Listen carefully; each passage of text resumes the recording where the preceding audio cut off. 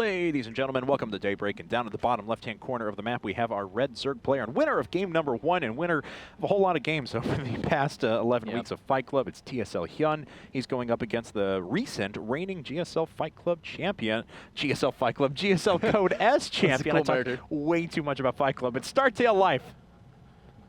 Guys, a lot of people making predictions on this one. Definitely curious what y'all's are. Life, you know, definitely a very prominent Zerg versus Zerg player. I was very surprised, actually, at the number of 5-0s, 5-2s. Saw a lot of 5-2 predictions in Life's favor. Yeah. Things already off to a bitter and rocky start here for our champion player. So, I mean, HyuN, it's like, I almost want to call it the curse of all players except HyuN. Basically. Because it doesn't matter who he goes up against. You could put him up against these legends, and, you know, no matter how good they are, it's going to be a little rough in the beginning, so. Well, here we go. You were talking about 10 pools from StarTale Life. That's a 10 pool from StarTale Life. Yep. All right, so double extractor here. Going to pop himself out 2 extra drones, but overall, this is going to be, once again, very aggressive. Now, will we see another 15 hatchery out of HyuN? Yep. Yes, we are, as a matter of fact. Man. Okay, well, drone's making his way down, and if at first the 13 gas 12 pool Baneling all in doesn't work, well, then follow it up with a 10 pool. In all honesty, though, it was very close to working. It was. Yeah. You know, if he had gone for that pool, just if he had been a little bit more all in, it would have worked. So, trying to crack HyuN's safe build here, realizing, okay, maybe that is what you always do, and if it is, well, let's try to counter it. This is going to be pretty successful. Now, this is a gigantic map, something worth pointing out. So these Zerglings are going to take quite some time to arrive, but when they do, well, HyuN is going to be hard-pressed for some defense. Yeah, likely that he's going to have to cancel his expansion, and if he does, that actually does build in a nice little advantage for Life.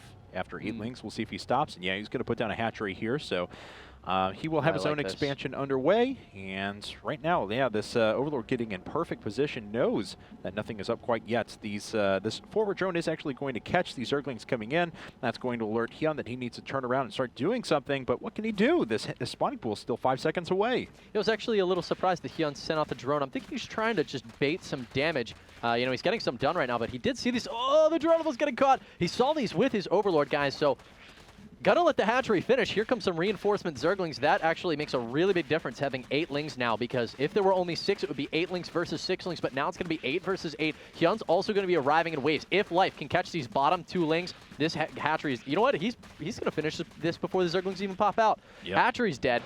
One hit point. What? No, Life. One more hit. Thank you. My God. Don't know what that was all about, but Life just likes tempting fate. Apparently, he does manage to kill the hatchery, loses a ling in the process, and would actually lose that engagement if he continued to fight there, but still has set HyuN quite far back. New hatchery coming up right now for HyuN, but it's still quite a ways away from finishing. Life just finishing his up right now.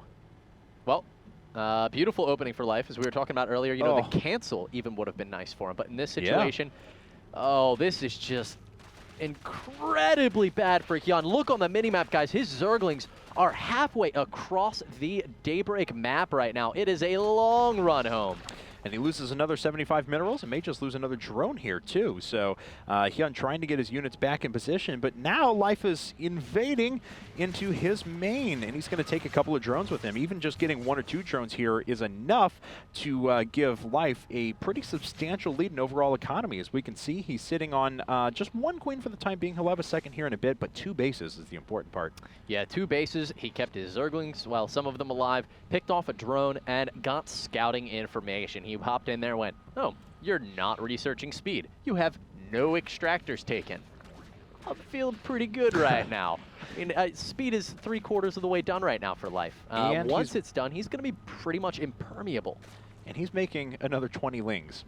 I just want to throw that out there, too, as they're actually continuing to increase. So a giant speedling push afterwards, and this is the Life that we've all come to know and love. And he, unfortunately for him, picks up on it right away.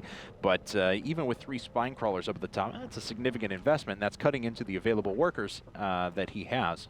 It's really what has to be done at this point from HyuN's perspective, though. There is no way to defend against these speedlings. You know what? He's actually going to lose all of his Zerglings trying to kill off drones. He'll get 1 or 2, but Drones are not what you have to worry about right now, HyuN. You have to worry about yourself. He's going to wall off with Zerglings and Queens, but he doesn't have 2 Queens in the wall off. Lings are just going to decide, you know what? We're opting out of pushing. We're just going to kill this hatchery instead. They are going to succeed in that endeavor and probably just going to leave afterwards. Why go for, I mean, well, he honestly can just pump Lings all day. Yes. He really can. Yeah, he's up to 41 now, so he's just going to continue to move in here. This is a nice little wall set up here at the top, but as you mentioned, he's going to lose that hatchery as a consequence, and then just back out of there. And now HyuN's forced to just be on one base, whereas Life continuing to drone up. He's caught up in the overall drone count. He's reset that hatchery once again. Even though he may not be able to bust through right now, he can trade Ling's cost inefficiently and still retain a very large advantage. Yeah, HyuN basically, at this point, there's really nothing he can do to come out of this. I think we're going to see the game go to 1-1, barring any crazy miracles. And Life on the alternative has basically got a black credit card and an option to choose his way of victory. You know, he can just keep badgering Lings against the front until, you know, eventually HyuN cracks. Or he can try to tech up and go for something crazy like Mutas. I mean, there's multiple options that Life has here. And we're going to get to learn a little bit about Life, you know, here on what's his decision here, you know? Sage advice. That's right, guys. You tuned into the IGNProLeague to learn about Life. So just want to put that out there. So many good Life puns. Anyway, macro hatch coming up for HyuN as he's got to do anything at this stage of the game, but he lets all the Lings through. One of the Queens is going to fall. Looks like some other ones may go down here in a second. No, actually, HyuN is going to have the opportunity to drive these away and actually cleans that up fairly cost effectively, I've got to say. Still in a bad spot, still doesn't have a second hatch, and I believe that layer may have just been barely revealed. Yes. All right, so HyuN sees the macro hatchery, or excuse me, Life sees the macro hatch. He doesn't know about this expansion on the low ground. HyuN has got his overlords in beautiful positions. You know, you can see Lings always moving out. He's got a second overlord that also just saw the extractor at the natural expansion. Yes. Drop down. Now he doesn't know about the one in the main. He also can't see this third.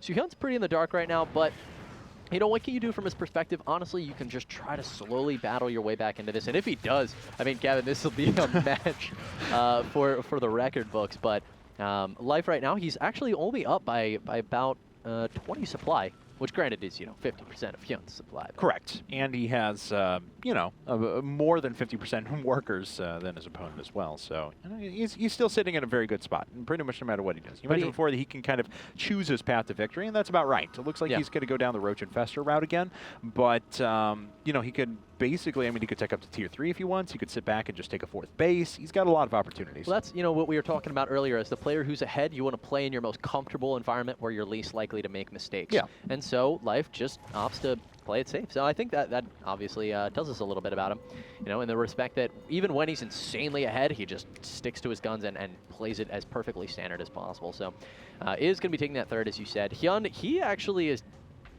really breaking off the tree of what you'd expect right now. I mean, he's macro hash. He's not taking the third. He's hoping he would take Tree of Life. It looks like a big all-in play right now from HyuN. I mean, it's looking like it's in the makings. He's got pathogen glands. Actually, that's an 80-second research, 160 on +1. So pathogen glands and +1 are going to finish at the exact same time. Yep, exactly. Infestors take about take 50 seconds, so whenever those pathogen glands get 30 seconds of the way done, you can start to make those infestors, have them pop out with that new fresh upgrade right away. But the problem is, and what's going to throw the curveball into HyuN's plans, is that there's already a lot of roaches that are tooling his way across the map. Yeah, he doesn't have anything to respond to this. Has been really vested in growing that economy right now, and he's done a great job of it.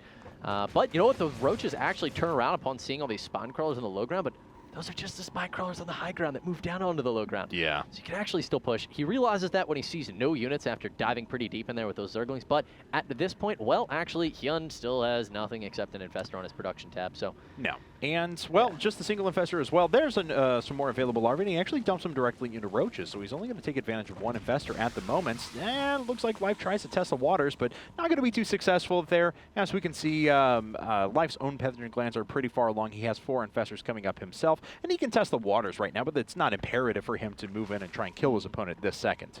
Yeah, he realizes, you know what, you're on 2 base, I'm on 3. Can just outlast you, but still going to push in right now, try to take out these spine crawlers. Now, there literally are infinity transfuses available for HyuN at this point. So Life's going to lose a lot of roaches trying to crack this nut, and is just going to opt, I think, instead to just go plant some seeds of economy, make himself some more stuff. Yeah, well, I mean, already shifting a few more drones down. Yeah, exactly. Hopefully he's going to throw up, fourth base here momentarily. Third base actually coming up for HyuN, so he's feeling a little bit more confident at the moment. Feels that he has enough units in position to do what he needs to defend. But of course, as soon as he splits up this defense a bit, it's going to give Life the opportunity to try and duck back into the front once again, or at least put pressure on the third and try and draw units out of position. In any case, HyuN, he's done a good job surviving. A lesser player would have probably given things up by now, especially after losing that natural over and over and over again. Yeah, I mean, he's done a fantastic job, Kevin. I'm really impressed that HyuN has stayed alive this long.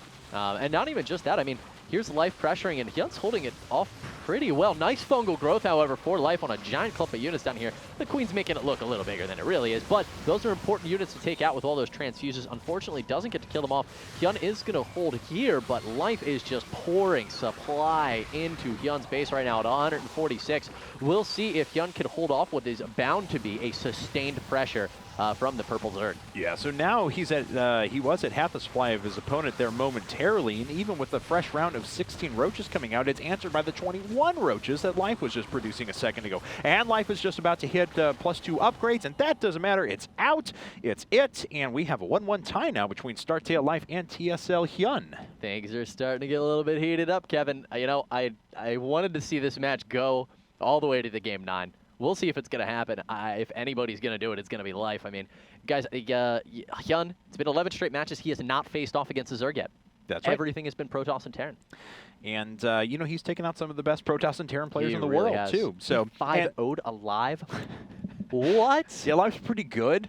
He won IPL 4. He's always been up in he's always been up around Codes. He's a fantastic player.